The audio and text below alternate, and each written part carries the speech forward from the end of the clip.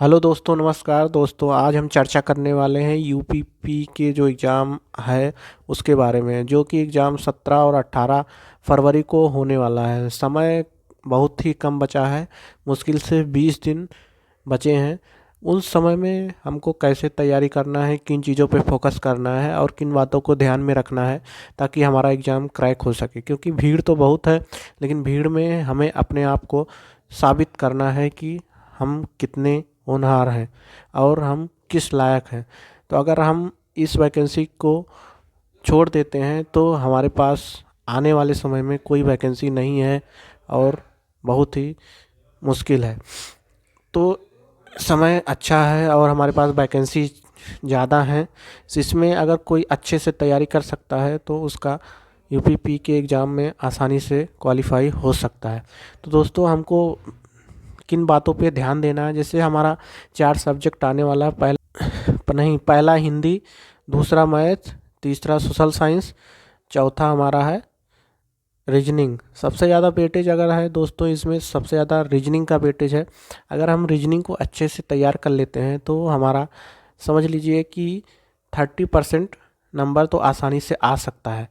और रही बात हिंदी की, तो हिंदी में तो सरल ही क्वेश्चन आते हैं, उसको सभी लोग आसानी से 40 में से 35 तो आराम से कर सकते हैं, उसमें बिना किसी गलती के, बिना किसी माइनस मार्किंग के।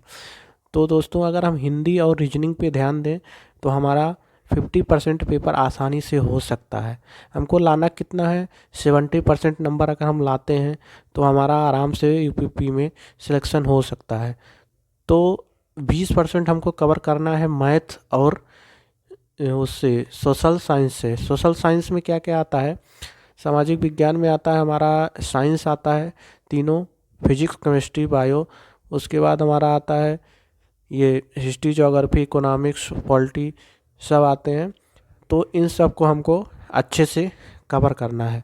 सबसे पहली बात, हम रीजनिंग को कवर कर लें। रीजनिंग ऐसा टॉपिक है जिसमें क्वेश्चन गलत होने के चांस कम रहते हैं और कम समय में अच्छा स्कोर किया जा सकता है। और हिंदी हिंदी भी ऐसा टॉपिक है जिसको हम कम समय में अच्छी तैयारी कर सकते हैं।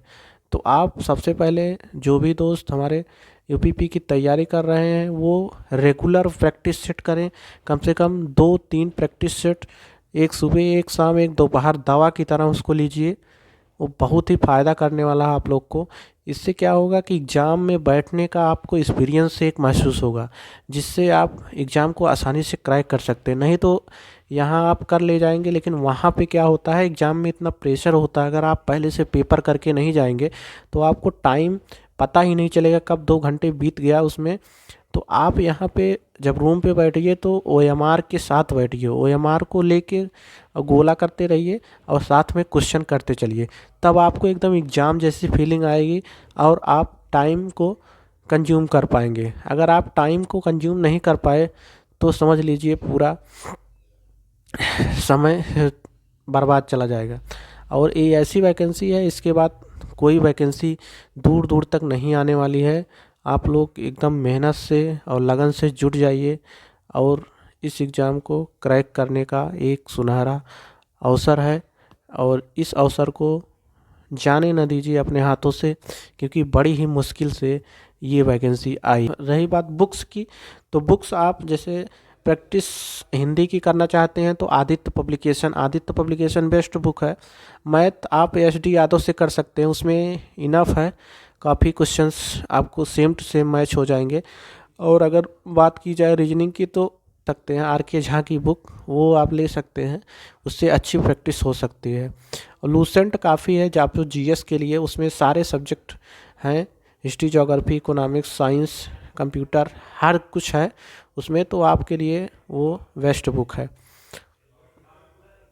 तो यही सब है। इन सब को अगर आप कवर कर लेते हैं तो आपका एग्ज़ाम अच्छा हो सकता है।